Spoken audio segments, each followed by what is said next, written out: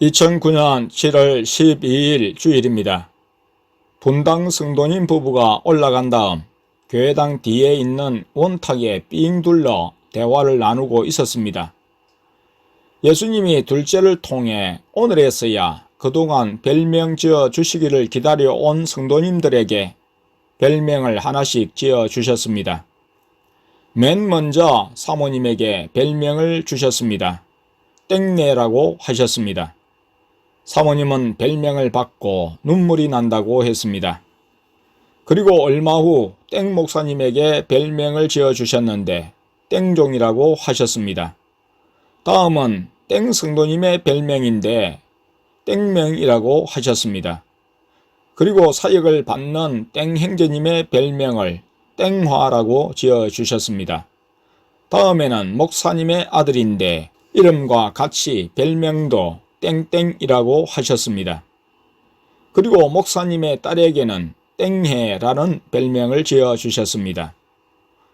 예수님께서 목사님의 가족에게 별명을 지어주시는 것은 목사님의 믿음의 결단과 관련이 있어 보였습니다. 땡종 목사님은 예수님의 인도에 따라 땡땡땡 교단을 탈퇴하기로 결단하고 교계 신문에 교단 탈퇴 광고를 냈는데 어제 신문을 받았다고 했습니다.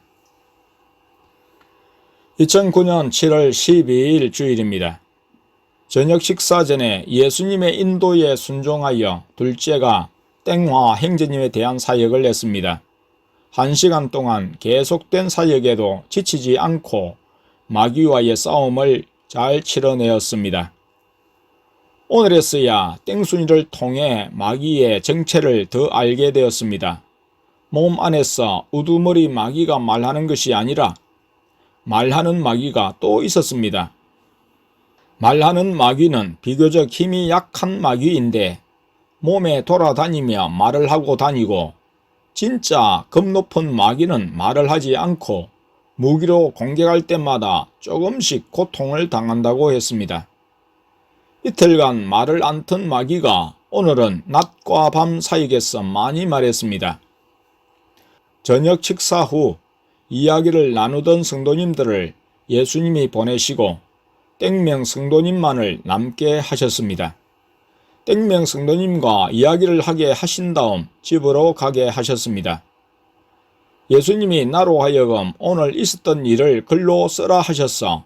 나는 목양실에 있을 때 바깥 교회당에서는 사역의 소리가 들렸습니다. 둘째가 발작한 땡화 형제님에 대해서 또다시 사역을 하는 모양이었습니다. 얼마 후 아내가 나에게 빨리 교회로 오라고 했습니다. 형제님의 모습을 보라고 했습니다.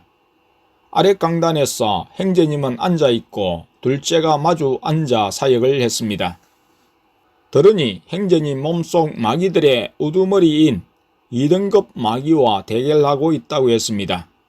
존재를 숨기고 있었던 이 마귀가 교만으로 자신을 드러낸 것이었습니다. 마귀가 아이에게 질 수 없지, 내가 낫으지 라고 말하며 더욱 크게 포효하며 눈을 부릅뜨고 물리적인 힘으로 둘째의 손을 잡으려고 했다고 했습니다. 그러나 둘째가 손으로 형제님의 손을 잡아 제압했습니다. 마귀는 둘째와 눈싸움을 했습니다. 그러나 이내 마귀는 둘째의 눈을 쳐다보지 못했습니다. 곧 둘째가 다시 사역에 들어갔습니다. 나는 형제님의 등 뒤에서 앉아서 무기로 사역하고 둘째는 앞에서 사역했습니다. 그리고 사역으로 형제님이 엎드려졌을 때 둘째가 계속 불침과 토네이도로 공격했습니다. 손과 발을 뻗어 있으면서 손을 움직여 바깥 마귀들에게 도움의 신호를 보냈습니다. 그것을 하지 못하도록 둘째가 나와 아내에게 손을 붙들라고 했습니다. 손이 움직이지 못하니까 이번에는 발을 움직여 땡순이와 막내가 발 부분을 잡아 움직이지 못하도록 윙침과 전자독침을 놓았습니다. 얼마 동안 그렇게 있었고 둘째는 계속 무기로 사역했습니다. 조금 후 둘째가 이제는 팔과 다리를 놓아도 된다고 하면서 숫자를 함께 세자고 했습니다. 예수님이 둘째로 형제님의 몸속에 있는 우두머리 마귀를 묶고 그 입을 지프로 잠그게 하셨다고 했습니다. 이젠 마귀가 발사되는 무기를 토해내고 뱉어내고 던지지 못하게 되었다고 했습니다. 마귀의 몸 안에는 사역할 때 발사된 무기가 다 들어있는데 온몸을 묶고 구멍을 막았으므로 조금 있으면 스스로 폭발해서 없어지게 된다고 했습니다. 둘째가 신호를 했습니다. 10, 9, 8, 7, 6, 5, 4, 3, 2, 1, 팡! 하고 외칠 때 형제님은 고통 속에 큰 기침을 하며 꼬꾸라졌습니다. 그리고 이번에는 두 번째 마귀인 말하는 마귀의 순서였습니다. 역시 입을 지퍼로 잠그고 눈과 귀를 막고 온몸을 묶고 카운트다운을 했습니다. 10, 9, 8, 7, 6, 5, 4, 3, 2, 1, 팡! 했을 때 마귀의 몸 안에 있는 무기들이 터졌습니다. 말하는 마귀가 없어져서 의지와 상관없이 움직이는 강한 마귀들이 다 없어진 줄 알았는데 형제님이 꼬꾸라졌다가 다시 일어나서 마귀가 있는 것 같다고 했습니다. 보니 오른쪽 팔이 저절로 움직였습니다.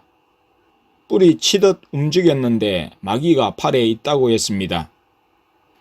둘째가 즉시 팔을 반대편 어깨에 갖다 붙여 묶고 숫자를 세었습니다. 숫자를 다 세며 펑! 했을 때 형제는 여지없이 큰 비명 소리를 내며 앞으로 꼬꾸라졌습니다. 이 마귀가 끝인 줄 알았습니다. 그런데 또 등 뒤에 마귀가 있다고 했습니다.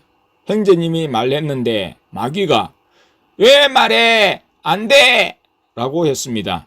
즉시 입을 지프로 잠그고 끈으로 등을 묶고 폭발의 카운트다운으로 숫자를 세었습니다. 둘째가 이번 마귀는 몸속 무기들이 폭발할 때 분해되어 사라진다고 해서 펑 대신에 땡으로 하라고 했습니다. 땡! 하며 가족들이 다 같이 소리쳤을 때 헉! 짧은 비명과 함께 큰 기침을 하며 쓰러졌습니다. 그리고 형제님이 일어나서 열린 감각으로 몸을 살피는데 아직 마귀가 있는 것 같다고 했습니다. 마귀가 머리에 있다고 말했습니다. 그리고 목에도 있어 마귀가 말을 했습니다. 다시 머리를 묶고 목을 묶어 폭발하도록 숫자를 세었습니다. 그동안 사역을 하면서 공격했던 무기들이 몸 안에 있어 마귀들이 자폭하도록 예수님이 조치를 하셨기 때문입니다. 우리가 숫자를 셀 때마다 마귀들은 무기들이 폭발함에 따라 폭발과 함께 사라지든지 또는 무기의 폭발과 함께 분해되어 사라졌다고 했습니다. 그러나 없앴다고 생각했던 말하는 마귀는 여전히 살아 있었습니다. 얼마나 질긴지 참으로 끈질겼습니다. 앞서 폭발로 인해 불구가 되었다고 영안이 열린 둘째, 막내와 땡순이가 말했습니다. 마귀의 불구가 된 얼굴 모습이 형제님의 얼굴을 통해 그대로 드러났습니다.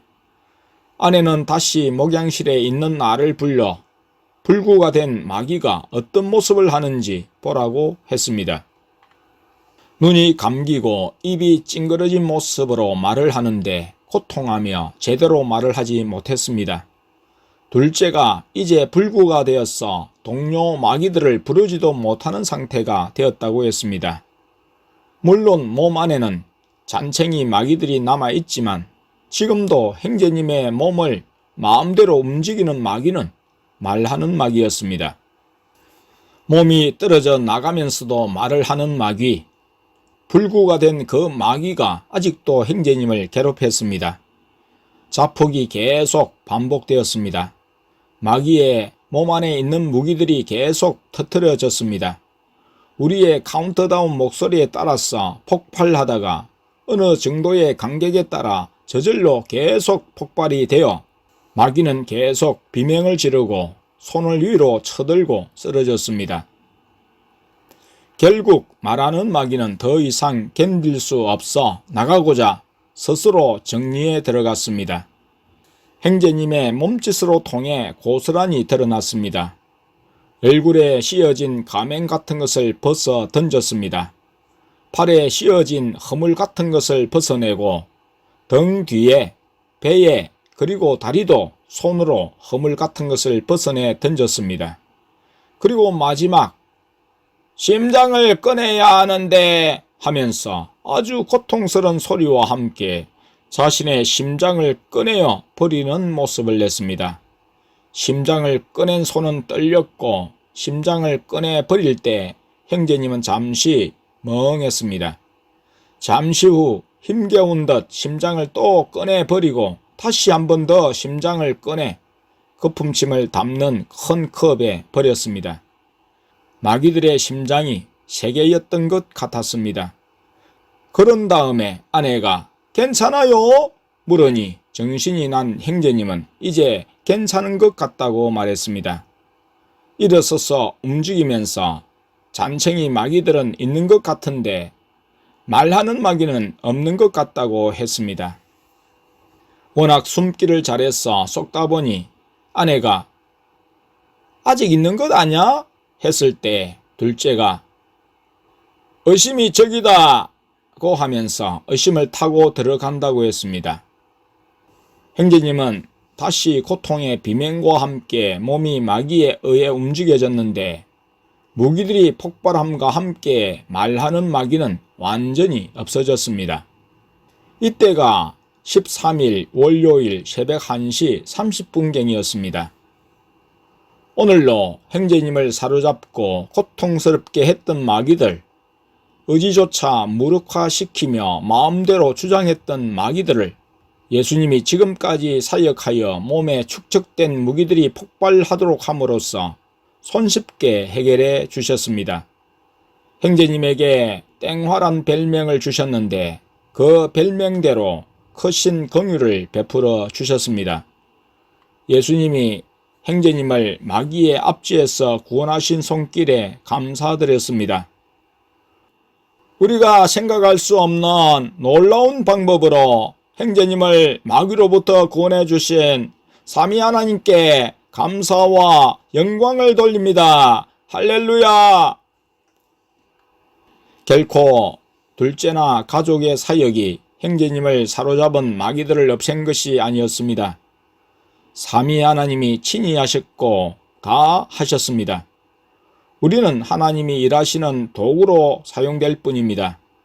하나님은 우리로 사역하게는 하셨지만 지금까지 우리의 사역이 발작해 하는 마귀를 없애지 못했습니다. 형제님을 고통에서 풀어주지 못했습니다. 우리는 오랜 시간이 걸릴 싸움으로 예상했습니다. 서서히 고쳐주실 것으로 알았습니다. 형제님은 많은 시간을 더 고통하며 인내해야 할 것으로 생각했습니다. 그러나 하나님은 하나님의 방법으로 손쉽게 마귀들을 없애셨습니다. 이렇게 하심으로 하나님께만 영광을 돌리도록 하셨습니다.